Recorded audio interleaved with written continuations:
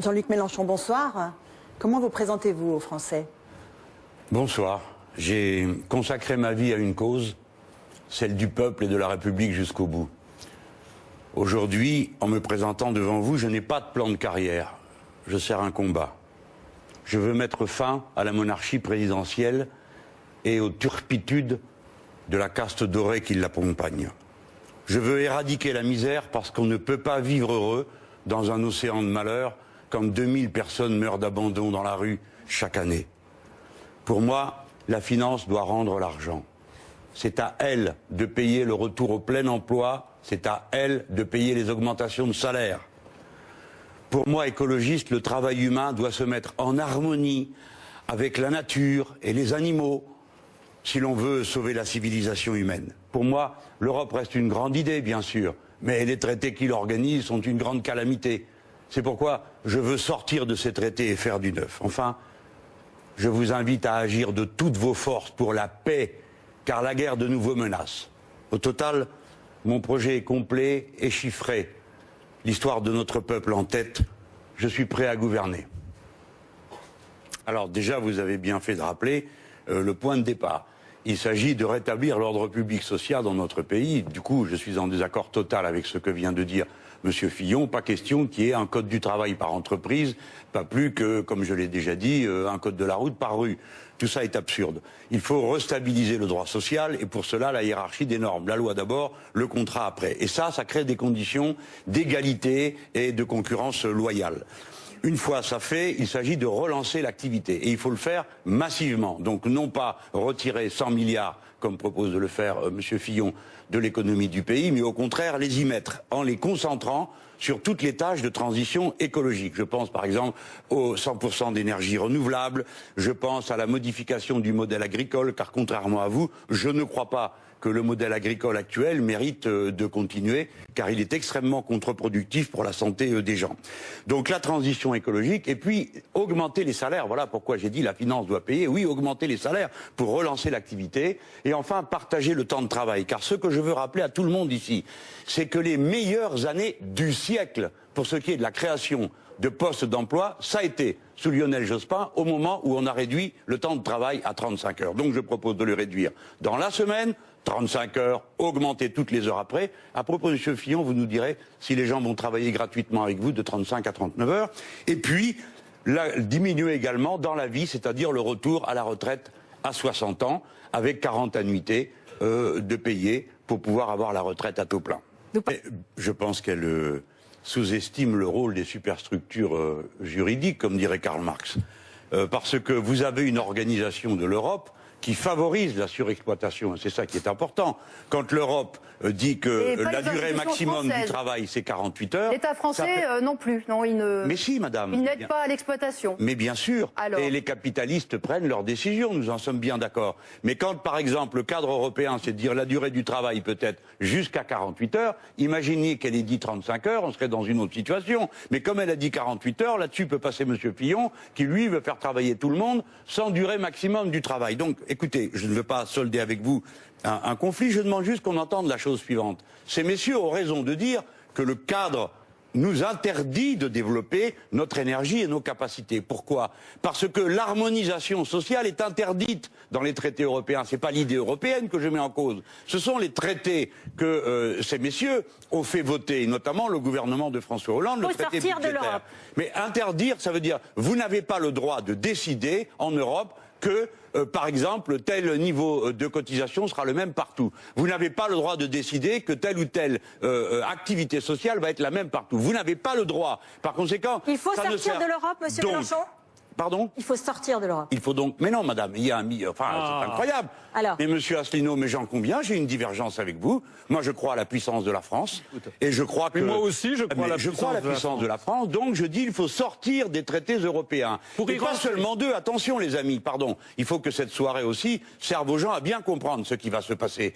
Nous allons avoir des traités internationaux qui vont encore aggraver le cadre, le CETA et le TAFTA. Donc, monsieur Asselineau, je vous donne acte du fait que nous avons une divergence. La monnaie n'est pas pour moi un fétiche. Si nous sortons des traités, alors nous pourrons changer les prochains traités. Mais nous ne pourrons pas le faire si nous n'avons pas un plan B. Si tout le monde ne sait pas que si l'on nous résiste, la France s'en ira. Et si on le fait, alors le débat est possible. Monsieur Asselineau, il faut parler avec les autres. Mélenchon. Les Allemands ne sont pas nos ennemis, ce sont des partenaires. Et donc les autres sont prêts à débattre avec nous. On va passer la parole à Jean Lassalle, comme l'a fait Jean Lassalle. Alors, la résolution qu'a adoptée l'ONU récemment et qui reprend, je m'y retrouve totalement à 100%, dit que c'est aux Syriens de décider de l'avenir de leur pays.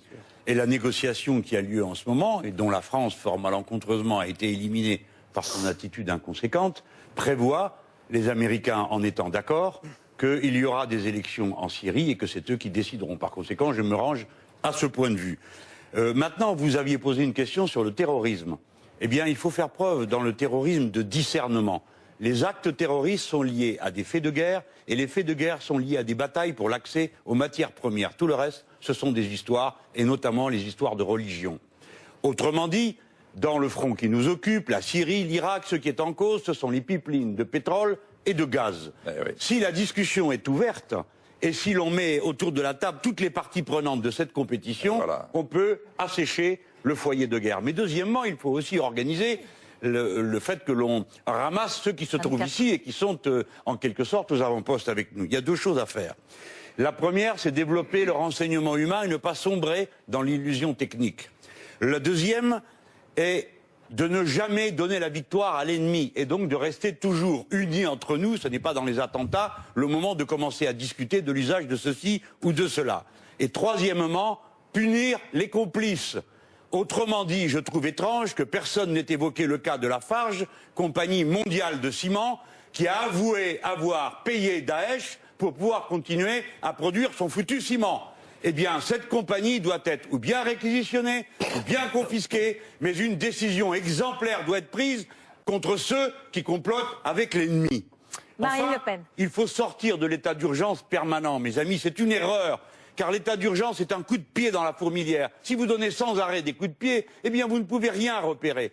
Tous les spécialistes savent qu'il est temps de se sortir de l'état d'urgence, quitte à peut-être y venir à un autre moment. Ça n'est pas manquer de prudence, c'est au contraire bien comprendre la nature de la situation. Ceux qui veulent connaître ma position sur l'ensemble se réfèrent à la vidéo que j'ai faite, une conférence sur la sécurité. Laissez-moi vous dire, messieurs, pour terminer, que tous les chiffres que vous annoncez sur la défense sont extrêmement émouvants, mais il y manque une chose, c'est que vous ne dites pas pourquoi faire et pour quelle tâche. Marine Le Pen, alors. D'abord, l'argent après. C'est comme ça qu'on réfléchit en termes militaires. Comment ça se passe?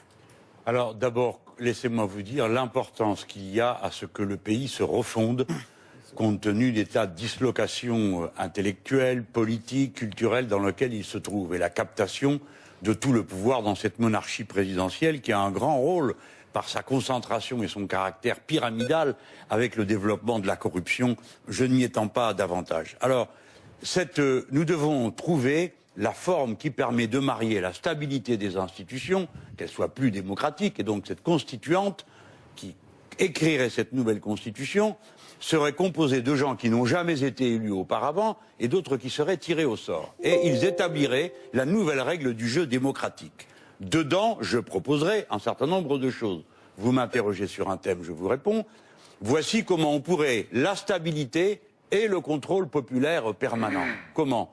Eh bien, en donnant le droit de révoquer un élu. Pour ça, on établirait une règle, disons 2%, 3% ou 4% du corps électoral, s'il signe, met son numéro de carte d'électeur, peut obtenir un référendum révocatoire. Le référendum révocatoire, c'est oui ou non, monsieur, madame un tel, peut-il continuer son mandat, et ça vaut pour le plus modeste élu jusqu'au président de la République. C'est un système qui fonctionne dans 2 États des États-Unis, qui fonctionne aussi en Amérique latine, plus ou moins bien, mais qui a été mis en place. Et je crois que ça, c'est ce qui nous permet de concilier l'activité populaire permanente, la surveillance populaire permanente et la stabilité des institutions, car il faut aussi que des institutions soient stables pour qu'un pays puisse être gouverné. Voilà comment j'imagine ce que serait cette 6e République. Elle ne peut pas, elle ne doit pas être octroyée par un groupe de personnes qui écriraient un texte et puis qui diraient « vous êtes pour ou vous êtes contre ». Ça s'est fait en 1958. C'était une situation extraordinaire de crise et avec un personnage exceptionnel et une situation exceptionnelle. Nous n'en sommes plus là. Nous sommes capables de faire les choses raisonnablement et tranquillement. Et tel serait le rôle de cette Assemblée constituante. Merci beaucoup. C'est le cœur de ma stratégie révolutionnaire pour la révolution citoyenne à laquelle j'aspire. et qui est une révolution pacifique, tranquille et démocratique. Bras armé de la République, je vous cite. Est-ce que améliorer justement ces services publics, ça passe forcément par la création de postes de fonctionnaires et l'augmentation des budgets? Bon, commençons par essayer de mettre un peu d'ordre dans le thème que vous nous aviez proposé. Quel est le rôle de l'État, les services publics? C'est cela même. En fait, c'est tout à l'heure. Alors, commençons par dire une chose. Nous sommes un peuple particulier.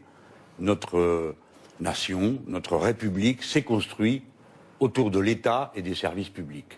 Par conséquent, nous ne parlons pas simplement, et ce serait déjà très important, de ce que nous réussissons en mutualisant grâce aux services publics, mais nous parlons de ce qu'est la République elle-même, sa vérification dans les faits. Liberté, égalité, fraternité, c'est quand tout le monde peut accéder à un certain nombre de services. Par conséquent, non seulement il faut reconstituer tout ce qui a été détruit, et en particulier dans le secteur de la santé, où il faut aller curer à fond la maladie. Il faut que l'on crée des centres de santé et que l'on recrute des médecins fonctionnaires, car on ne peut plus accepter que le territoire soit déserté par le quadrillage médical et sanitaire. De la même manière à l'école. Bon. Et puis il y a les services nouveaux à créer. Enfin, nous n'allons pas reproduire de manière perpétuelle ce qui a toujours été au motif que ça se trouvait là. Il y a des biens communs organisés. Le service public de l'eau, on a parlé à l'instant, il y a un instant, des Outre-mer. Mais quel scandale qu'à la Guadeloupe, une partie du territoire n'ait pas accès à l'eau potable parce que tout a été détruit et personne ne s'en est occupé. Ou bien qu'à Mayotte, on n'ait pas accès à l'eau potable. Là, je prends des territoires de l'outre-mer, mais l'effondrement des prestations essentielles de la vie des Français se constate dans d'innombrables domaines. Voilà pourquoi il faut pourvoir comme à une situation d'urgence et de crise, et non pas faire des théories en général. Nous devons recruter 60 000 personnes dans le secteur de la santé, si nous ne voulons pas que le secteur de la santé s'effondre, ce qui est en train de se produire en ce moment. Nous avons besoin encore de 60 000 personnes dans l'éducation nationale, car nous n'avons pas de bien plus précieux que nos petits, et de les instruire correctement et jusqu'au bout, y compris en donnant aux plus âgés d'entre eux, à partir de 16 ans dans l'enseignement professionnel, des allocations d'autonomie qui leur permettent d'étudier sans être obligés de travailler en même temps. Je prends ces exemples parce que je les crois parlants. Maintenant, il aura été dit au hasard de la discussion une chose très importante concernant la crise financière qui arrive. Je vous adjure de comprendre que nous ne pouvons pas dire à la jeune génération que son avenir, ça va être de payer la dette. Ce n'est pas vrai. La dette ne sera payée ni en France, ni en Espagne, ni au Portugal, ni en Grèce.